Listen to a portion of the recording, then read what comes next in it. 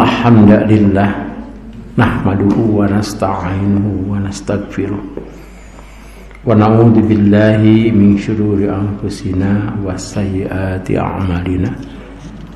May yahdihillahu fala mudhillalah wa may yudlil fala hadiyalah. Wa asyhadu an la ilaha illallah wa anna Muhammadan abduhu wa rasuluh. Amma ba'd. Wa inna khairal hadisi kitabullah wa khairal haji Muhammadin sallallahu alaihi wasallam wa syarrul umuri muhdatsatuha wa kullu bid'atin dhalalah.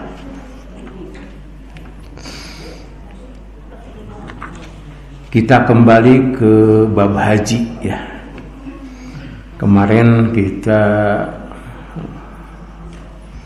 nonton situasi zaman Rasulullah Sallallahu Alaihi Wasallam, perjuangan beliau itu ada 4 terjadi perang dan semuanya itu dalam kurun waktu 10 tahun itu terjadi 74 kali.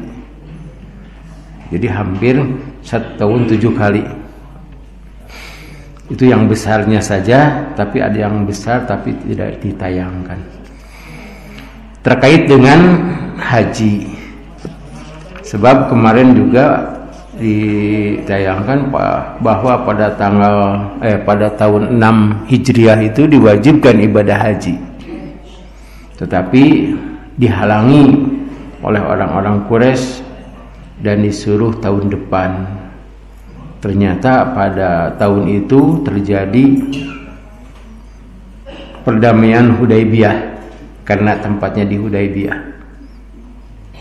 dan terjadi gencatan senjata. Tetapi pada akhirnya orang-orang Quraisy yang melanggar sehingga Rasulullah Shallallahu Alaihi Wasallam melaksanakan umroh pada bulan Ramadan tahun 8 Hijrah. Pada tahun 9 Hijrah itu pelaksanaan ibadah haji pertama yang dipimpin oleh Abu Bakar As-Siddiq. Kemudian tahun 10-nya Rasulullah SAW melaksanakan ibadah haji, dan itu yang disebut dengan haji wada karena Rasulullah SAW beberapa bulan setelah itu beliau wafat. Hadis nomor 783. An Abdullah bin Amr bin al-As radhiyallahu anhu anna Rasulullah sallallahu alaihi wasallam waqafa fi hajjatil wada' faja'alu yas'alunahu faqala rajulun lam ash'ur fahalaqtu qabla an adbaha qala idbah wala haraja wa jaa akharu lam ash'ur fanahartu qabla an armiya qabla irmi wala haraja fama su'ila yawma idin an syai'in quddima wala ukhira illa qala if'al wala haraja muttafaqun alaih.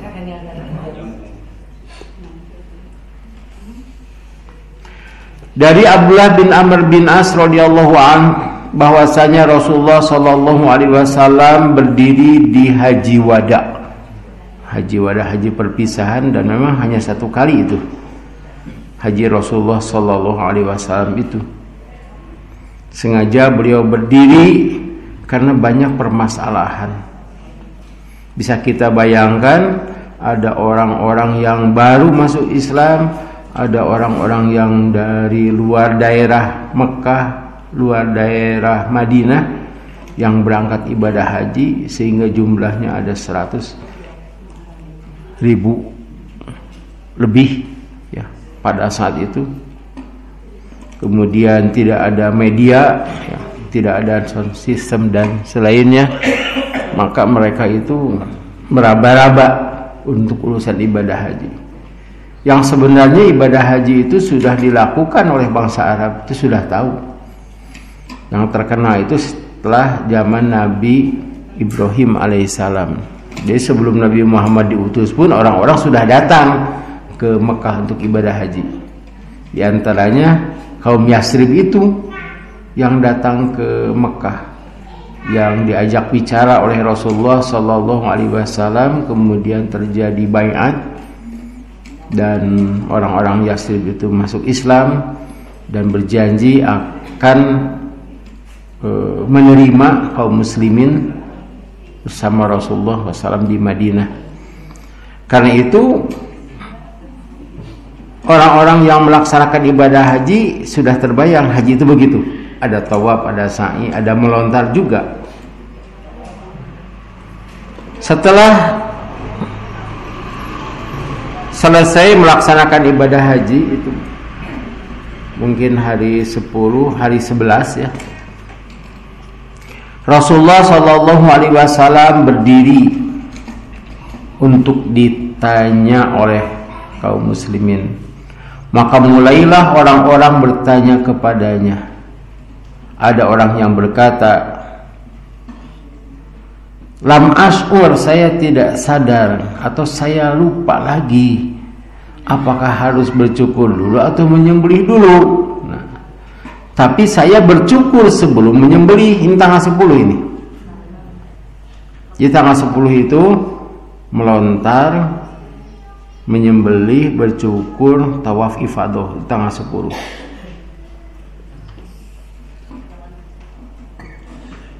Sabdanya sembelihlah, tidak apa-apa, sah. Jadi menyembelih sebelum bercukur sebelum menyembelih. Dan memang dari haji tamattu yang kita lakukan juga begitu. Kita bercukur kan tanggal 10, menyembelih tanggal 11 menyembelihnya. Ada lagi yang berkata, saya tidak sadar kalau saya menyembelih dulu sebelum melontar. Sabda Rasulullah tidak apa-apa, sah, melontarlah. Jadi pada tanggal 10 itu ada yang berangkat. Kalau dalam hadis Rasulullah yang panjang itu, beliau berangkat dari Muzdalifah sebelum matahari terbit, sehingga sampai di Jumratul Aqabah itu waktu duha sudah terbit matahari. Beliau melontar, hanya Jumratul Aqabah saja.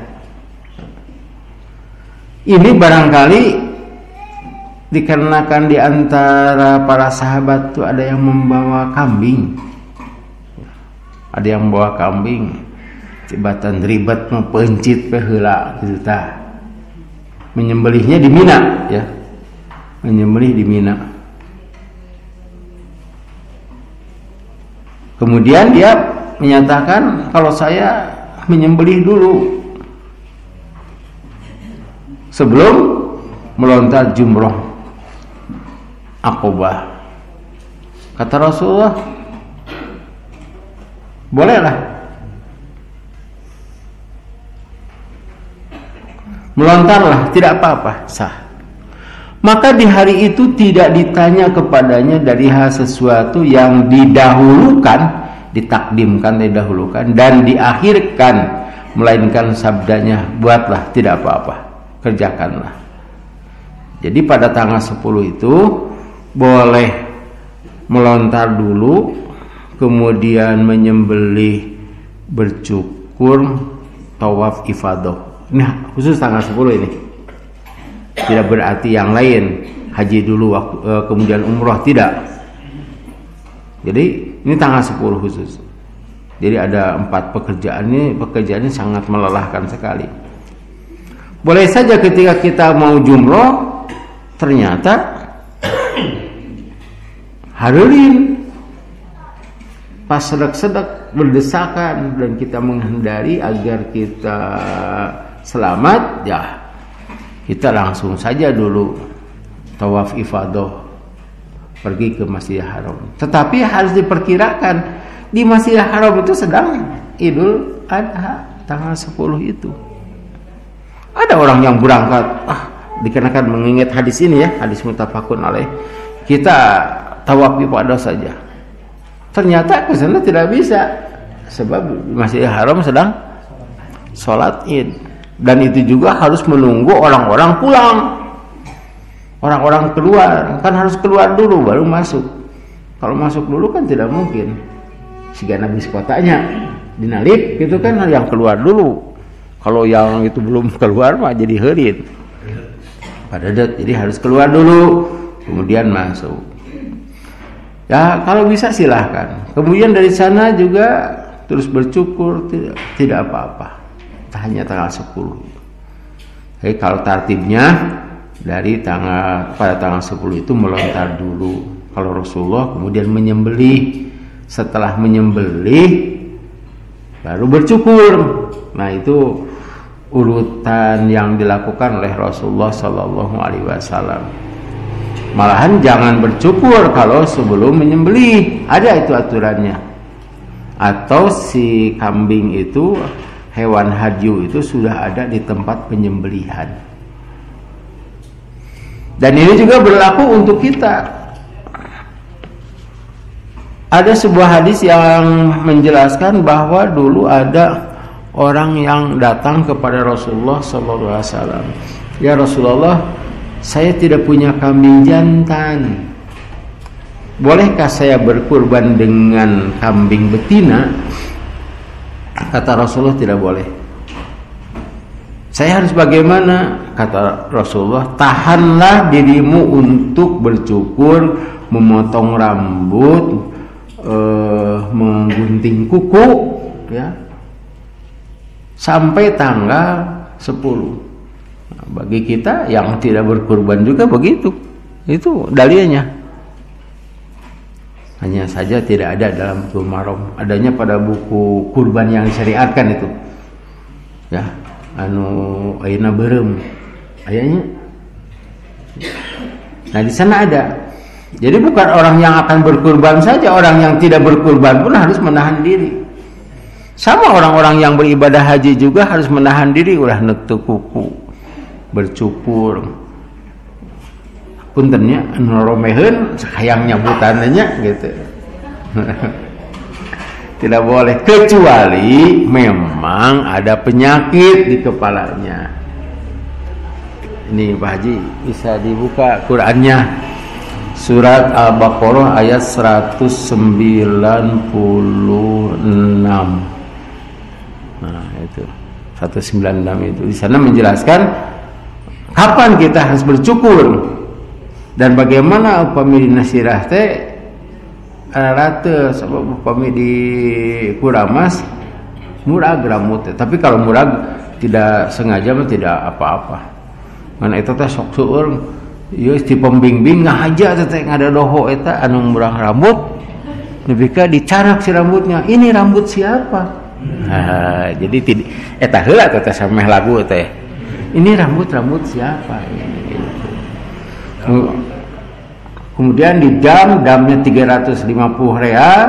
Nah, terus ada yang lain di dam mencitna mah hiji teh. Cek manehna lumayan. Kita tadorakan teh didinya. Silahkan. Dan sempurnakanlah ibadah haji dan umroh karena Allah. Tetapi jika kamu terkepung oleh musuh, maka sembelihlah hadyu yang mudah didapat, dan jangan kamu mencukur kepalamu sebelum hadyu sampai di tempat penyembelihannya. Nah, stop. Ini janganlah mencukur kepalamu sampai hadyu berada di tempat penyembelihan. Itu yang di bawah pohon itu ya. Nah, film itu tahun 10 bulan Dzulhijjah itu. Jadi Idul Adha di sana itu. Ya, silakan teruskan. Jika ada di antara kamu yang sakit atau ada gangguan di kepalanya, lalu dia bercukur, maka dia wajib berfidyah, yaitu berpuasa, bersedekah, atau berkurban. Apabila kamu dalam keadaan aman, maka barang siapa. Ya, stop sampai sana. Jadi apabila ada gangguan di kepalanya, ya, terus maka dia di antara kamu yang sakit atau ada yang sakit ada yang masalah di kepalanya, boleh, tetapi harus bayar dengan fidyahnya dengan saum, terus dan bersedekah, berkurban. Jadi tidak usah berkurban saja kalau tidak punya uang. Ini kudu ngaluarkeun 350 real. Itu dulu ya, seharga kambing. Jadi kalau tidak salah kambing di sana itu tidak berubah harganya. Yang berubah itu rupiah. Tika pungkur oge eta teh tarik teh sareal. Ini kayaknya ge sareal. Ketika 1 real itu sama dengan 1.000 rupiah, ini kan 4.000. Itu sama. Bersedekah. Jadi dam itu artinya darah, dan hadisnya hanya 1. Jadi harus menyembelih ya. Kalau menyembelih itu harus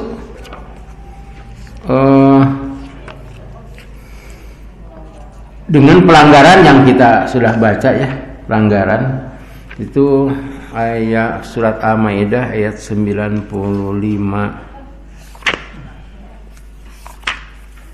Coba Al-Maidah 95. Sudah kita baca, tapi kita baca lagi. Allah panjang. Oh iya, silahkan artinya.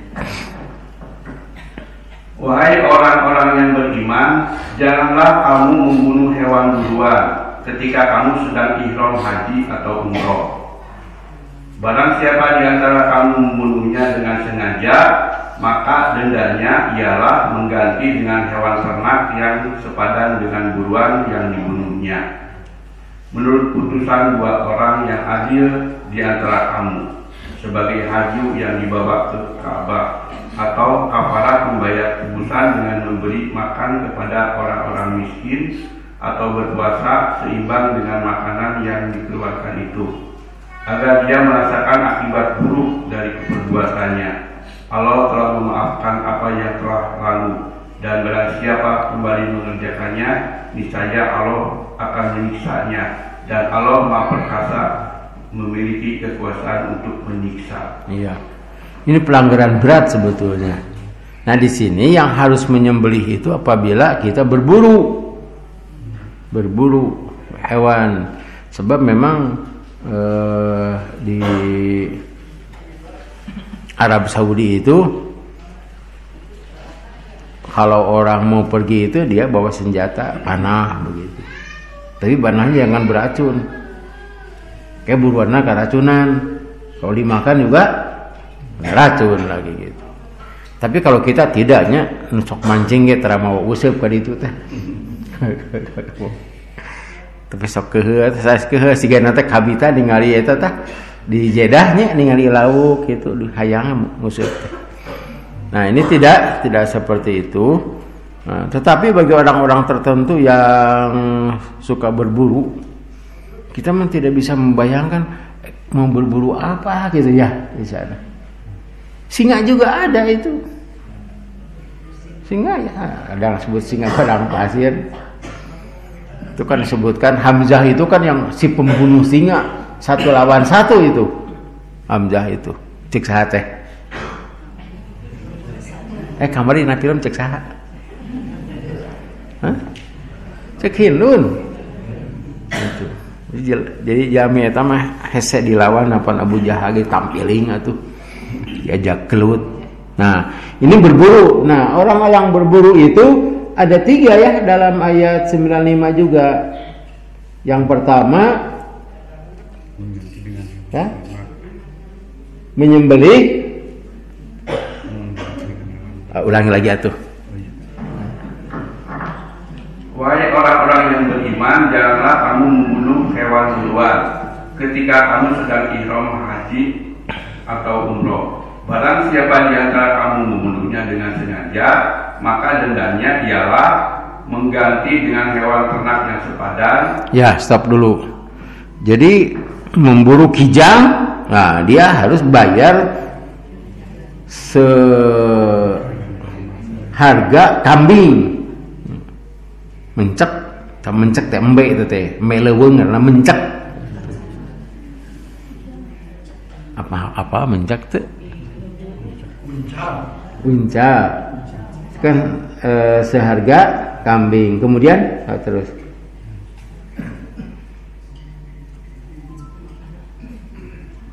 yahkumu bihi dawa adim minkum, yang diputuskan oleh kamu dengan putusan dua orang yang adil. Ya, dua orang yang adil itu pembimbing utama ya, dan karom, kan ada karom. Ya, karom itu kan pembimbing grup. Ada lagi karu. Nah, itu yang memutuskannya itu. Atau ada kafarohnya memberi makan orang miskin. Saya melihat boga duitna oge. Berburu itu karena saya tidak punya makanan. Ini sudah dimakan. Nah, itu kan dosa besar, itu termasuk dosa besar kalau di sini dilihat akhir ayat itu. Maka dia harus memberi makan orang-orang miskin. Nah, memberi makannya orang-orang miskin di sana, orang-orang yang termiskin di sana. Jadi orang yang termiskin di Arab Saudi itu punya mobil. Iya, sebab orang Arab Saudi itu katanya kalau mobilnya sudah 10 tahun ditinggalkan, dia beli lagi yang lain. Itu banyak gitu. Yang koncina teh jeung suratna di dinya teh. Jadi bade mulung memangawae ngan hargana upami dicana ka dieu saharga mobil. Kita wungku jeung surat-suratna ge hese. Banyak itu. Ya. Mun urang mah mantes 20 tahun aya keneh di jalan. Kemudian juga boleh dengan siam. Ya, siamnya tidak ditentukan berapa hari, tetapi kalau kita melihat ayat yang tadi, siamnya 3 hari. Memberi makan berapa orang, Ustaz? Tidak disebutkan di sini. Tapi tidak seorang. To'amu masakin. Nah, memberi makan orang-orang miskin. Kalau to'amu miskin, nah itu 1 orang. Masakin. Nah, di sini kita mendapatkan keringanan dari Allah Subhanahu wa taala ya, lebih dari 3 orang. Kalau 1 orang miskin, miskinun. Kalau 2 orang, miskinan, miskinani. Yang banyak tuh masakin. Tapi biasanya kalau dalam nadari itu 10 orang miskin. Nah, kita ukurkan saja ke sana. Yang sebut memberi makan itu adalah memberi makan makanan berat. Coba lihat Al-Maidah 89. Lihat. Kafarah itu kan ini sebagai kafarat. Dekat 95, ini 89. Coba di awas hartosna.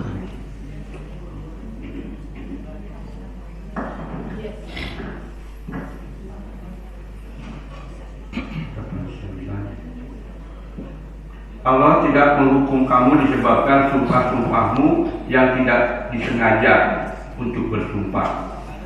Tetapi Dia menghukum kamu disebabkan sumpah-sumpah yang kamu sengaja.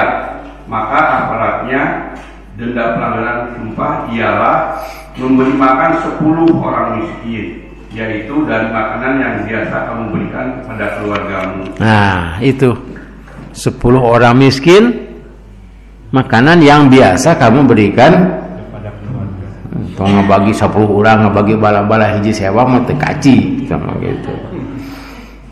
Kita bisa mengukur 1 hari itu belanja berapa. Kalau 1 hari itu belanjanya misalnya 100.000, karena di kita ada 5 orang, berarti 1 orang berapa? 20.000. Nah, 20.000, murahnya 200.000. Mana teh? 100.000 itu untuk pagi dan malam. Oh, ini 3 kali punya. Ya, kalau kita membeli kepada keluarga itu daging ayamannya, kunaspad oge beres atuh. Sabaraha naspad teh? 15.000 tuh. Ya tentunya, pokoknya malah diukur dengan uang begitu. Nah itu di sini 10 orang. Karena itu yang tadi juga tidak disebutkan berapa orang 10 orang saja kita tentukan. Sebetulnya kurang dari itu juga tidak apa-apa. Kemudian tentang orang yang bercukur sebelum harinya juga ada itu yang sudah kita baca. Itu hadis nomor 755. Ya, hadisnya silahkan dibaca artinya. Dari Ka'ab bin Ujrah ia berkata, saya dibawa kepada Rasulullah SAW sedang kutu bertaburan di muka saya. Sabdanya, aku tidak sangka penyakitmu sampai kepada apa yang aku lihat. Apakah engkau mampu satu kambing? Dia jawab, tidak. Sabdanya, maka saumlah 3 hari atau beri makan 6 miskin. Bagi tiap-tiap miskin setengah sok. Iya. Jadi di sini ada kasus ya. Jadi pokoknya pada zaman Rasul tak ada kasus kemudian yang berlaku untuk kita jika ada masalah yang dulu juga pernah terjadi begitu. Ini orang sirahna pindah ku kutu sampai kutunya teh ngarayap di wajah. Nah, ku orangnya teh kasawang eta teh. Sampai Rasul juga menyatakan, lebih kaki itu cenah. Tapi bahasa Arabnya Rasulullah. Kata Rasulullah begini, ma kuntu uro al waj'a balago bika ma aro. Nah, itu bahasa Arab dalam cek urang mah eta nepi ka kitu cenah kutu nepi kana wajah segala gitu. Nah, Rasulullah bertanya, apakah kamu punya kambing? Gitu ya. Yang pertama. Teu cenah teu aya. Eta teh disuruh bercukur itu. Kan tadi dalam Quran begitu ya. 196 dicukur saja, tapi didam dengan 1 ekor kambing. Kemudian tidak saumlah 3 hari. Teu mampu beri makan 6 orang miskin, 1 tiap miskin setengah sok. Kita kan zakat fitrah teh 1 sok. Seorang ya, 1 sok teh kalau dirupiahkan berapa? 35.000. Tuh, nya 15 Pak lah tadi teh nya 15.000, cekap tah 17,5 lah nya. Kan 1 sok teh 35. Iya. Pas ya. 6. Ya. 6 orang itu. Tapi jangan begini, saya mah yang dicukur ayeuna we, nanti saya bayar. Itu tidak boleh, haram hukumnya. Sebab tidak punya alasan. Nah, jadi kali itu kadieu ieu muka anak. Selanjutnya tadi teh 7 sabaraha? Ya. Maka di hari itu Rasul tidak ditanya apakah boleh mendahulukan dan mengakhirkan pada tanggal 10 ya, antara melontar, tawaf ifadah, bercukur, menyembelih. Nah, itu. Rasulullah menyatakan boleh yang mana dulu.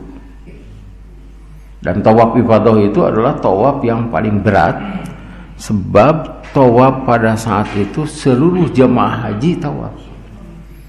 Kalau tawaf qudum tidak, sebab yang datang ke Makkahnya juga tidak bersama-sama. Tawaf wada tidak bersama-sama. Tawaf wada itu tawaf meninggalkan Mekah ya, meninggalkan Masjidil Haram, tidak bersama-sama. Kemudian juga tawaf sunat ya, itu bisa dilakukan kapanpun kita mau dan ada kesempatan. Tapi tawaf ifadah tanggal 10. Sehingga ada orang yang bertawaf dari siang asar beres-beres isya. Di asar tuh. Salat asar, kemudian ketika tawaf kapegatku maghrib, ya, maghrib dengan isya itu disatukan. Nah, ini sampai adzan isya. Dan ketika tawafnya ini sebelah kanan harus terbuka, begitu.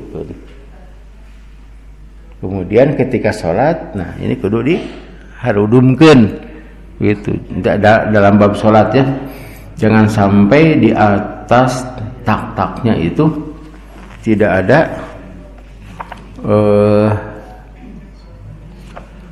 kain. Ustaz, itu masjid Haram dipakai sholat Idul Adha, Ustaz. Idul Adha, Idul Fitri. Pakai Idul Adha. Tapi ada orang juga abdi macana ada ketika haji teh ngiring Idul Adha cenah gitu. Salat gitu. Berarti manehna mah teh di Mina tidak melontar sigan atoh gitunya. Batur mah jamaah haji ngiring Idul Adha, abdi mah ngiring gitu. Itu tuh diajar perbo di dia teh kitu tah.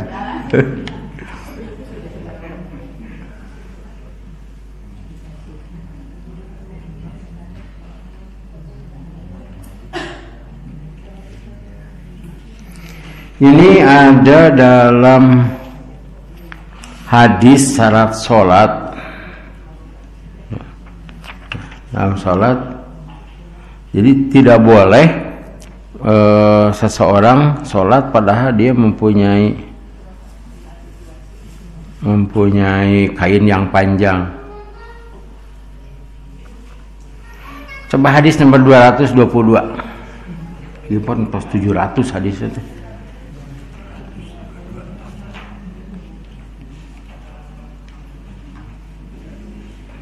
Artinya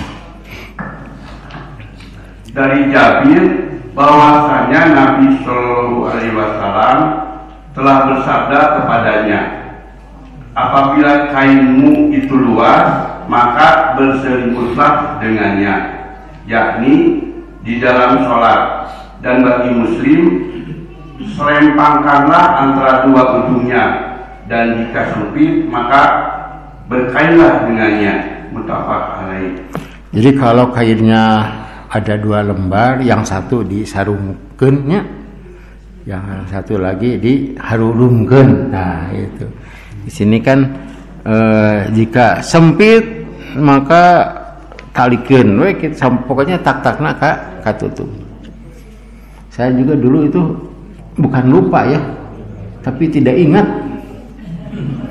Ketika akan sholat maghrib kan saya dari asar masuk itu, dari asar, setelah sholat duhur dan asar, kemudian tawaf ifadah, kemudian waktu maghrib tah dikitukeun heula. Eta mah ku urang asing, duka urang mana, pokoknya abdi teh diharudungkeun ku anjeunna teh diusapan gitu. Diliuk teh aduh eta janggotna panjang. Kan duka urang mana gitu. Jadi itu nama berenya anjeun, tapi anjeunna sigan teh ustad teh. Apa karena hadis nu ieu? Saya tawaf gitu, belum selesai, tinggal 3 lagi.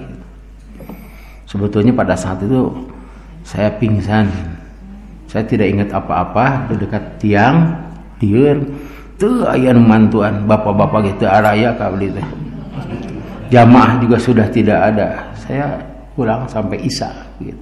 Jadi kalau kita sedang tawaf, datang waktu sholat, adzan, kita masih berjalan, nah waktu qomat berdiri saja di sana. Ieuna diharudungkeun, ke sholat pas tawaf dikitukeun deui tah. Dibuka lagi.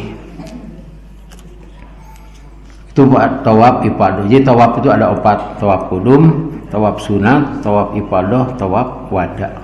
Kalau umrah tidak ada tawaf wada. Sini ada keterangan.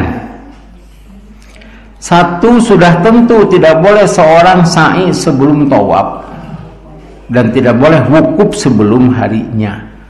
Jadi yang dibolehkan itu yang 4 tadi. Maka yang boleh ditakdimkan dan ditakhirkan adalah antara bercukur, menyembelih kurban, dan melontar. Ada 1 lagi, tawaf. Bercukur, menyembelih kurban, dan melontar. Ini 3 ya. 1 lagi tawaf ifadah. Jadi boleh bercukur dulu, kemudian tawaf ifadah, menyembelihnya besok. Boleh langsung tawaf kemudian bercukur, tawaf ifadah. Hadis nomor 784. Ani Miswari bin Mahramata radhiyallahu anna Rasulullah sallallahu alaihi wasallam nahara qabla ayyahliqa wa amara ashabahu bidzalika Rawahu Bukhari. Dari Miswar bin Makhramah radhiyallahu anhu bahwasanya Rasulullah SAW menyembelih sebelum bercukur dan beliau memerintahkan sahabatnya untuk begitu. Jadi menyembelih dulu kemudian bercukur. Tapi dikarenakan dari Rasul juga bahwa menyembelih itu boleh sampai tanggal 13 ya asar, jadi leluasa. Tapi kalau mau berurutan seperti itu ya boleh seperti ini. Siga nu hajat Bu, macet nu hajat teh nya eksa salaman teh. Tapi eta teh aya di nu kieu pokona mah jalan untuk makan tidak ada. Ada untuk kudu kadinya we heula tah. Baru. Kalau saya dulu macet, Pak Ustad gimana kita sina taruang heula mun teras uih teu naon bere teh. Jadi boleh makan dulu. Tapi kadang-kadang kan ada pengumuman juga ya. Ya, boleh makan dulu dikarenakan ini banyak yang berfoto-foto ria gitu. Jadi boleh makan dulu. Boleh ngamplopan heula. Boleh sasalaman heula ngamplopannya paneuri tah siga gitulah. Tapi kedah poe eta we gitu. Sebab isukna teu aya teh makanan teh. Mangan teh oge teu aya. Ada atau sedang rapat datang waktu duhur eta kacai ngantai ya nu salat. Saya sering mengumumkan silahkan makan dulu. Itu kan ada taknya Ustaz cenah maka ngaheulakeun dahar tibatan salat pancek Rasul teh gitu. Supaya salatna khusyuk. Ya, jadi makan dulu. Kalau salat dulu makannya yang khusyuk. Tapi udah mau khusus salatnya teh Pak, buating beakeun. Maka lebih baik makan dulu gitu supaya kan salat memuasa ya, apalagi kita berada di tempat safar gitu. Saya juga pernah kemarin saya di Pangandaran itu. Nu harewas, Ustaz, waktunya duhur ini. Nah, kan kita orang safar gitu. Tak di gerwan ke abdi si MC nanti tadi lanjut saja. Jadi ada orang yang keluar salat tetap pribumi, tapi aya tamu oge keluar heula salat heula. Ketika ditanya kunaon atuh cenah salat heula henteu itu heula teh acara heula, jawabna teh tunduh cenah. Jadi beda deui alasanna teh tah. Di sini Rasulullah SAW memberi aturan yang sebenarnya idealnya, kan ada ideal bercukur kemudian menyembelih atau menyembelih kemudian bercukur sesuai dengan ayat yang tadi ya. An Aisyah radhiyallahu anha qalat qala Rasulullah sallallahu alaihi wasallam idza rawaitum wa halaqtum faqad halalakum at-tibu wa kullu syai'in illa nisa. Rawahu Ahmadu wa Abu Dawud wa fi isnadihi dha'fun. Dari Aisyah radhiyallahu anha yang berkata telah bersabda Rasulullah sallallahu alaihi wasallam, apabila kamu melontar dan bercukur maka halallah bagi kamu wangi-wangian dan tiap-tiap sesuatu kecuali perempuan. Hadis ini diriwayatkan oleh Imam Ahmad, Abu Dawud, tetapi di dalam isnadnya ada kelemahan. Kalau ada kelemahan itu sahih. Kalau misalnya pendapat Bapak itu ada salahnya, yang banyak adalah kalau pendapat Bapak itu ada benarnya, nah itu salah, gitu. Di sini juga menjelaskan bahwa setelah melontar dan bercukur halal segala sesuatu. Halal memakai pakaian biasa, tidak memakai pakaian ihram lagi. Halal mandi ya dengan wewangian. Halal segala sesuatu halal kecuali menghubungi kecuali perempuan, dalam arti di sini hubungan suami istri. Nah, hubungan suami istri itu halalnya itu setelah tawaf ifadah. Setelah tawaf ifadah baru halal. Itu yang disebut dengan tahallul sani atau tahallul akbar. Kalau yang pertama sampai bercukur, kan bercukur itu dalam umroh mah tahallul katanya. Nah, sampai bercukur saja itu sudah tahallul awal. Tapi belum tahallul besar. Itu bagi orang yang ke hajinya membawa istri.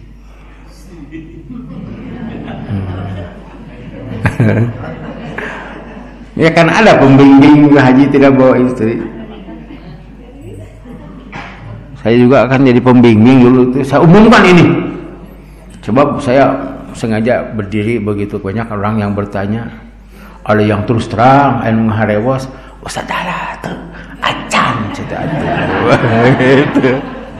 Hari itu ngaharewas deui nya gitu. Ustaz ditah halal teh naon wae tah gitu. Sebutkan halal, boleh menggunting kuku ya, boleh ganti pakaian, boleh pakai wangian. Ustaz naon deui eta we sakitu. Wah, itu terus terang. Daripada ngaharewas, tapi dari pembimbing mah nah pantau we nyarane gitu. Nyarane gitu. Jaga pintu. Anu asup ka kamar, ulin heula jajan balanya jeung teh. Lantaran di dinya aya suami istri. Diketok tong lagi teuing ceuk atuh. Itu diatur ya. Diatur kan sakamar teh kan ada 2 kamar laki-laki dan perempuan itu diatur gitu. Ya bagi tong kemana mana tunggu kamar. Ini perintah dari pembimbing. Wah itu mah cenah besar gitu. Tapi kade itu harus dihubungi hanas tungguan di dinya istrinya ikut ke Masjidil Haram. Ka eta mah anu teh nu sirih baeudan. Teu meunang nu sirih baeudan. Akurkeun sok gitu.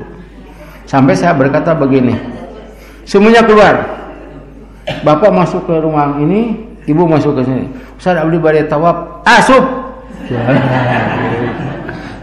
Kudu kitu pembimbing mah asup tah.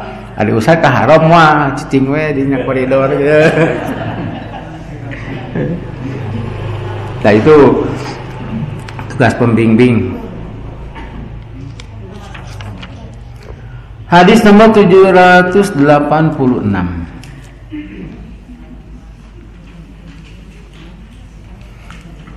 An Ibnu Abbasin radhiyallahu anhuma anna Nabiyya sallallahu alaihi wasallam qala laisa 'alal nisa'i haqqun wa innama yuqassirna rawahu Abu Dawud bi isnadin hasanin. Dari Ibnu Abbas radhiyallahu anhuma bahwasanya Nabi sallallahu alaihi wasallam bersabda tidak boleh perempuan bercukur. Jadi tahallulnya itu tidak boleh bercukur, tetapi hanya menggunting. Ada angka 1 tuh.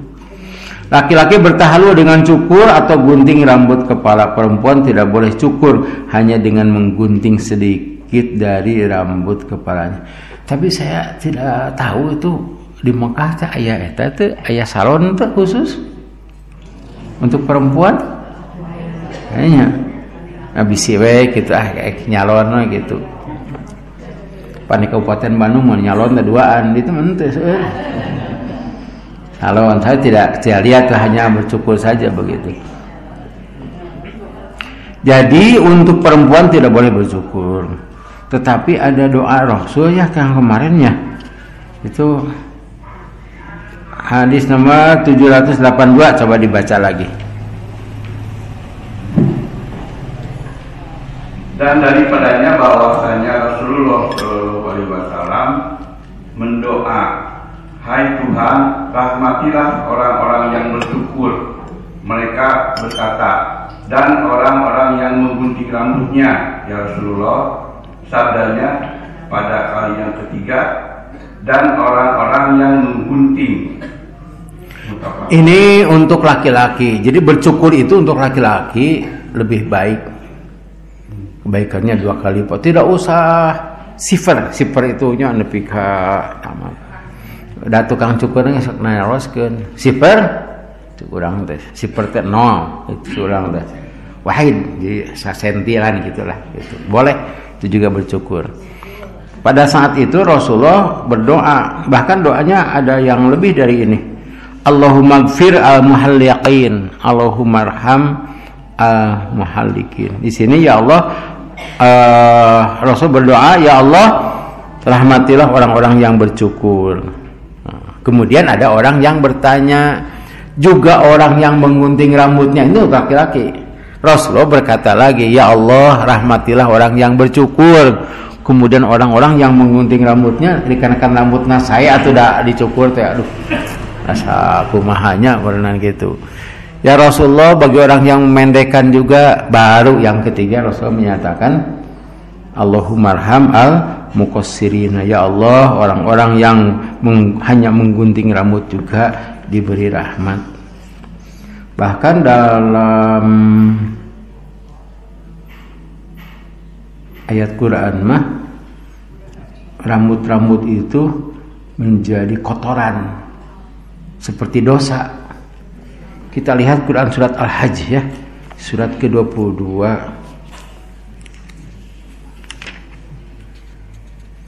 ayat 29. Sebetulnya dari ayat 28, dari 27 28 saja dibaca, 28 kemudian ada 29. Agar mereka menyaksikan berbagai manfaat untuk mereka dan agar mereka menyebut nama Allah pada beberapa hari yang telah ditentukan atas rezeki yang Dia berikan kepada mereka berupa hewan ternak.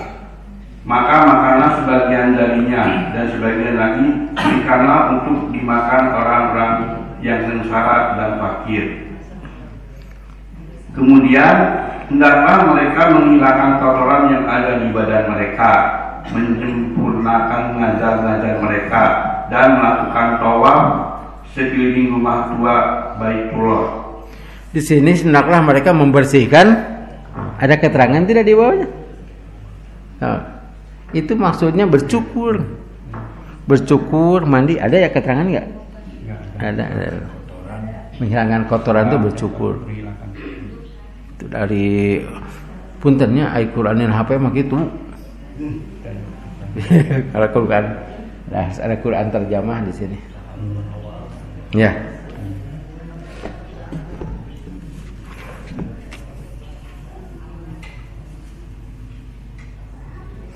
Ya, sampai sini saja. Nanti ini urusannya lain. Ini untuk bercukur. Ini ada masalah ya di Arab Saudi itu. Masalahnya begini. Tentang kurban atau hadyu. Jadi kalau jamaah haji 2 juta, berarti hadjunya itu ada 2 juta kambing. Ya. Ada 2 juta kambing. Kalau dengan unta berapa? 200.000 unta. Itu biasanya setelah dipotong itu dibawa ke Afrika atau dikornetkan atau dibawa ke Indonesia. Kalau yang ke Afrika itu langsung diterima ya pada hari itu. Tapi yang dibawa ke Indonesia itu ribet. Sebab harus ada bea cukai. Kemudian juga itu harus ada sertifikat lagi. Sertifikat menyembelih apakah ini ya bersih atau tidak. Sehingga si daging-daging itu disimpan di pelabuhan dan untuk menyimpannya harus ada tempat dan harus bayar. Ternyata bayarnya juga seharga daging itu. Ternyata orang Indonesia terlibat teh. Sementara kita berebut daging. Itulah yang akan dibahas pada Dewan Hizbah tahun depan.